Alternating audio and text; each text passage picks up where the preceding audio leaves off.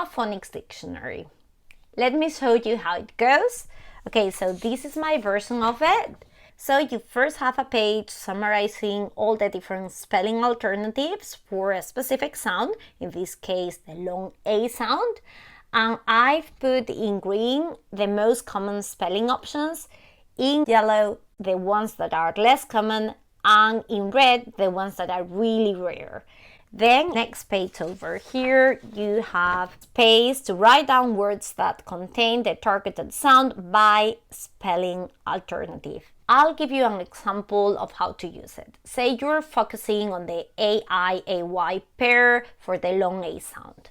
Okay, you've got maybe a passage like this one. The rain in Spain stays mainly in the plain. Ask your students to, number 1, read the passage and spot the words with a long A sound. Number 2, fill out their spelling dictionary. Number 3, make sure that they know the meaning of words. For instance, rain. Well, that one is pretty obvious.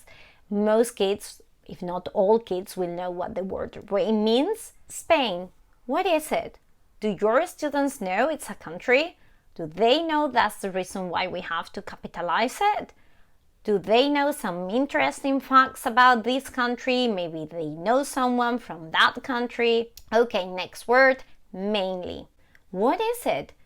Do they know it means something like more than anything else? It actually comes from the word main plus the suffix ly. Plane, what is it? I'm sure most kids will think we are talking about an actual plane here, and that's really interesting because you can talk about the difference between plane and plane and how in English the words can actually be pronounced the same but spelled differently because they have different meanings. Okay, so I hope you are seeing why I like the idea of having a phonics spelling dictionary. First of all, it helps children have realizations, make connections, spot patterns.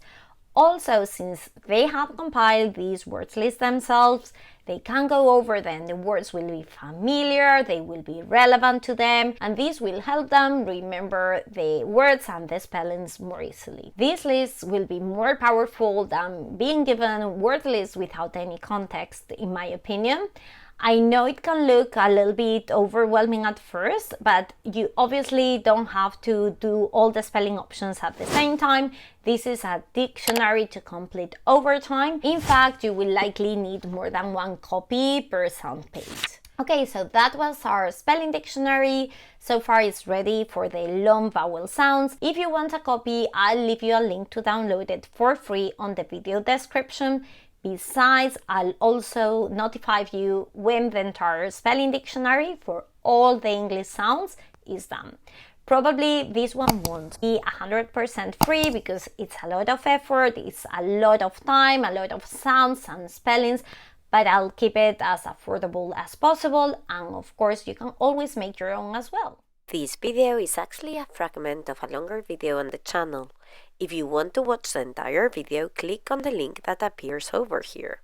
And if you like this type of content, don't forget to subscribe to the Learning Reading Hub channel. Bye and see you on the next video.